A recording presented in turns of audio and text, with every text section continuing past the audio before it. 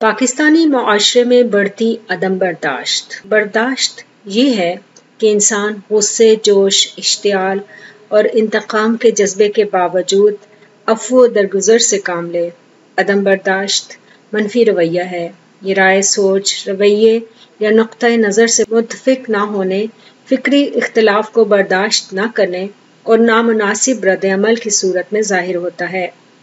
تاریخ کا مطالعہ کریں تو یہ حقیقت آشکار ہوتی ہے کہ مختلف ممالک کے دو لخت ہونے کی بنیادی وجہ قوت برداشت کی کمی تھی۔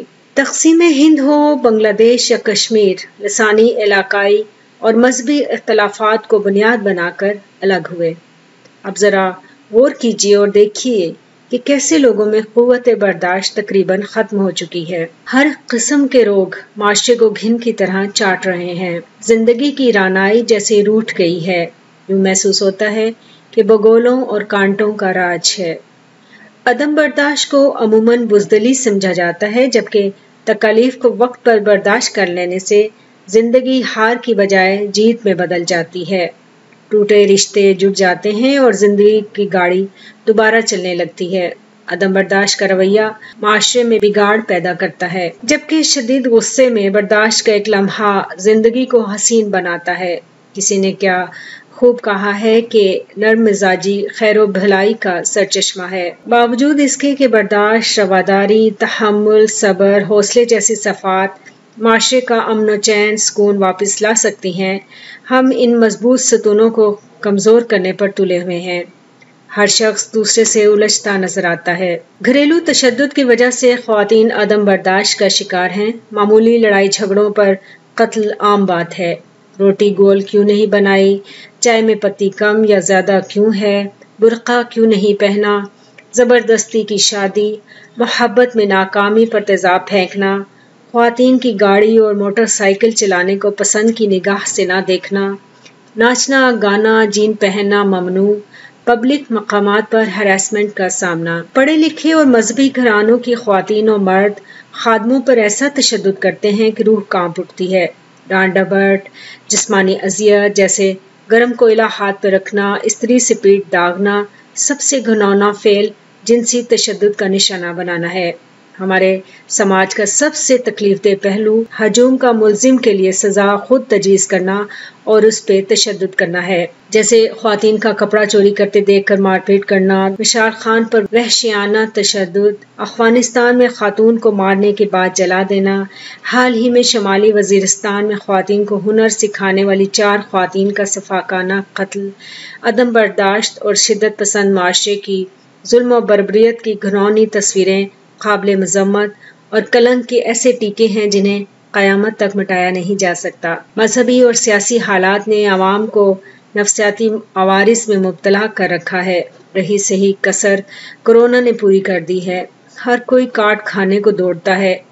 اکثریت تنک مزاج ہوتی جا رہی ہے۔ ہم ہنسنا بھول گئے ہیں۔ یہ حکم ہے کہ اس کے لبوں کو رفو کرو جو اس دیار درد میں ہنستا دکھائی دے۔ افسوس اس سنگین صورتحال میں حکومتی اداروں کا کردار کہیں نظر نہیں آتا۔ حکمرانوں کے ضمیر مردہ اور احساس ذمہ داری ختم ہو چکی ہے۔ بجلی گیس کی بڑھتی قیمتوں اور مہنگائی نے عوام کے غصے کا پارا مزید چڑھا دیا ہے۔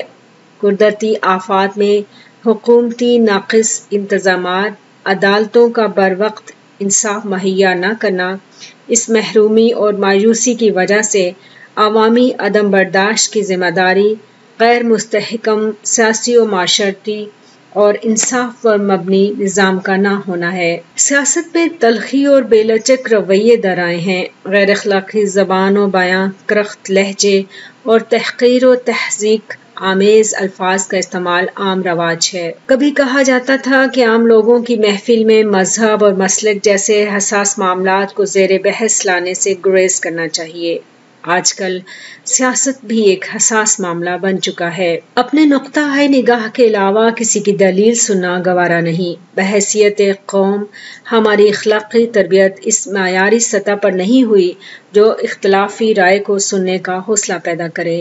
حضرت انسان نے ماضی میں کم از کم ادب، لحاظ، تہذیب، شائستگی کا دامن تھام رکھا تھا۔ اگرچہ اس دور میں بھی عدم برداشت کے کردار عصمت، منٹو، پریم چند، کرشن چندر، غلام عباس وغیرہ کے افسانوں میں ملتے ہیں، مگر صورتحال ایسی گھمبیر نہ تھی۔ گھر کے بزرگ کسی کام سے رکنے کا کہتے تو خواہ بے دلی سے ہی رک جاتے۔ گاما پہلوان سے کون واقف نہیں؟ ایک دفعہ گاما پہلوان کے سر پر کسی دکاندار نے بٹ مار دیا، سر سے خون کے فوارے پھوٹ پڑے۔ لوگوں نے جوش دلایا کہ دکاندار کو سبق سکھانا چاہیے، لیکن آپ یہ کہہ کر چل دیے کہ مجھے میری برداشت نے گاما پہلوان بنایا ہے۔ آج کے دور میں بزرگوں کی باتوں کی کوئی اہمیت نہیں رہی، تہذیب و اخلاق کا جنازہ نکلتا دیکھا جا سکتا ہے۔ تو تکار عام ہے، کسی کی عزت نفس کا خیال نہیں۔ ورکر، ہوٹل کے بیرے، سیکیورٹی گارڈ، سیلز مین، ریہڑی چھاوڑی والے، سب کو الا ماشاءاللہ معاشرے کی طرف سے عدم برداشت کا سامنا ہے۔ شخلاقی سے بات کرنا، اہل و احوال پوچھنا تو گویا جرم ہے۔ یوں لگتا ہے رواداری جیسی اعلیٰ صفت معاشرے سے انقا ہے۔ مذہب کو بنیاد بنا کر حق سچ لکھا جائے تو بجائے بیان کیے پہلوؤں کو سامنے لایا جائے، دین و ایمان کے فتوے لگتے ہیں اور ذاتیات پر بات آتی ہے۔ مباحث میں مار پیٹ، گالی گلوچ عام ہے۔ بلا شبہ اخلاقی انحطاط کا یہ عالم لمحہ فکریہ ہونے کے ساتھ ساتھ تشویشناک بھی ہے۔ ہم وطن فروشوں کو بھول جاتے ہیں مگر اپنوں کی چھوٹی سی خطا ساری عمر یاد رکھتے ہیں۔ برداشت کی حدوں سے میرا دل گزر گیا، آندھی اٹھی تو ریت کا ٹیلا بکھر گیا۔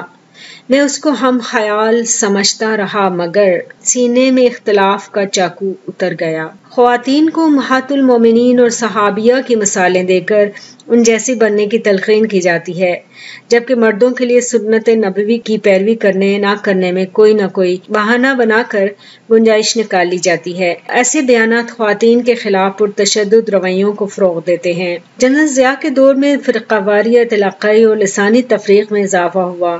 ایک پرامن تحمل اور رواداری پر مبنی معاشرے کو عدم برداشت، نفرت اور تعصب کی آگ میں جھونک دیا، جس کی تپش آج ہر پاکستانی محسوس ہی نہیں کر رہا بلکہ اس میں جل رہا ہے۔ اس آگ کی حدت اور شدت اس صورت کم ہو سکتی ہے جب ہر فرد اپنی اصلاح کی طرف توجہ دے۔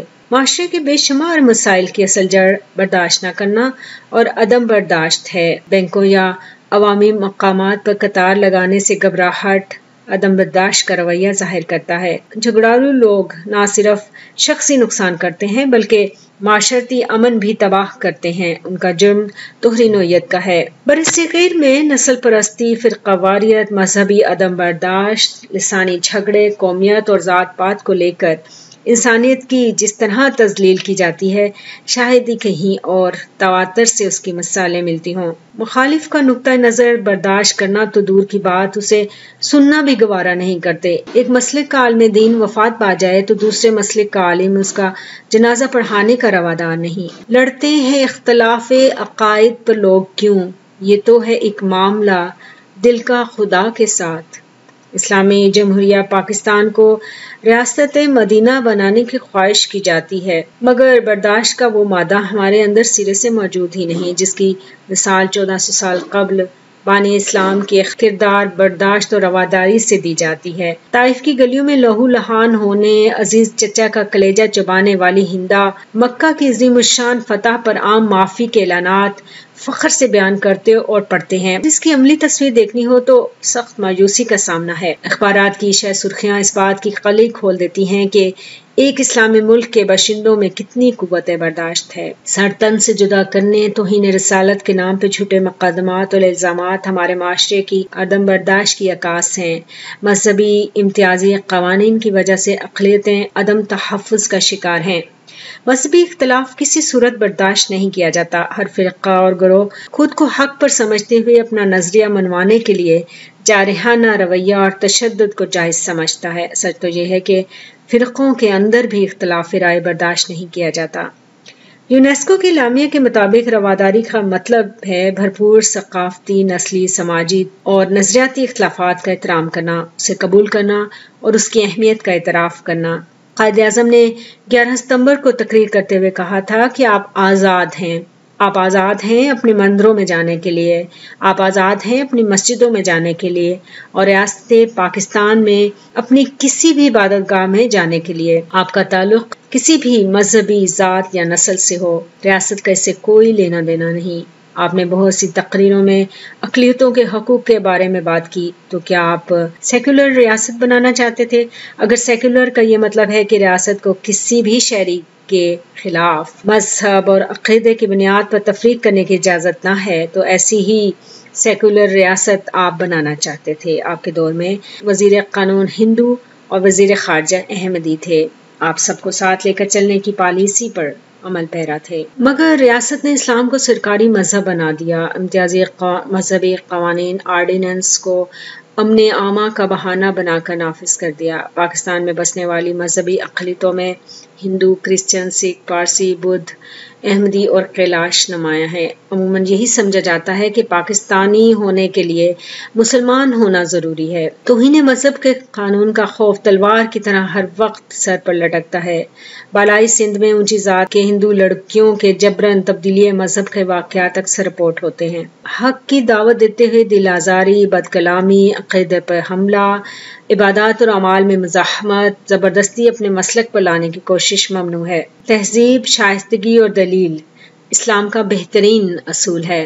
سو بحث کرتے ہوئے تحمل اور بردباری کے پرزے اڑانے کی بجائے اسی اصول پر عمل کرنا چاہیے۔ کہا جاتا ہے کہ تکلیف اور مشکل میں برداشت کا اصل گر قرآن میں ہے۔ والکاظمین الغیظ والعافین عن الناس، وہ اپنے غصے کو ضبط کرتے ہیں اور لوگوں کو معاف کر دیتے ہیں۔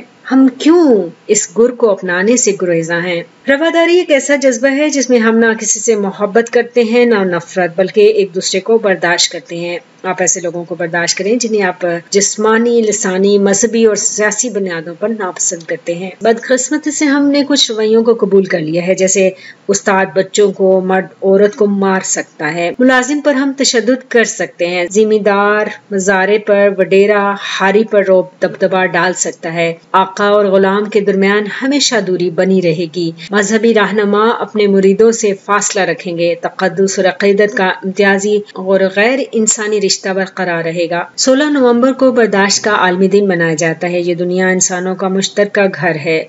گلوبل ولیج کو پیس ولیج میں ڈھالنے کی ضرورت ہے۔ پہلے مختلف قسم کے تہوار ہوا کرتے تھے، خوب ناچ گانا اور خوشی ہوتی تھی۔ اب تو بس جلسے، جلوس، دھرنے قوم کی قسمت میں رہ گئے ہیں۔ اہل ہوس میں گرم ہے پھر جنگ اقتدار، شعلوں کی زد میں سارا گلستاں ہے دوستو۔ عدم برداشت ہر معاشرے کا ناسور ہے۔ اگر فوری طور پر حل نہ نکالا گیا تو نہ جانے کتنی زندگیاں تباہی کا سبب بنے۔ مجھے مایوسی اور ناامیدی کی تاریک سرنگ میں امید کی کرن نظر آتی ہے اگر حل کی طرف سنجیدگی سے توجہ دی جائے۔ حکومت کو چاہیے کہ اخلاقی تربیت کے لیے قومی پالیسی ترتیب دے، تعلیمی نصاب میں دور حاضر کو مد نظر رکھتے ہوئے برداشت، تحمل اور بردباری کے اصولوں پر اثر انگیز مواد شامل کرے، تلافی رائے سننے اور برداشت کرنے کی تربیت دے، انسانیت کا درس دیتے ہوئے ایک دوسرے کا احترام کرنا سکھایا جائے۔ علماء کرام کو خصوصی ٹاسک دیا جائے کہ خطبات میں قرآن و سنت کی روشنی میں تحمل اور بردباری کے ثمرات بیان کریں۔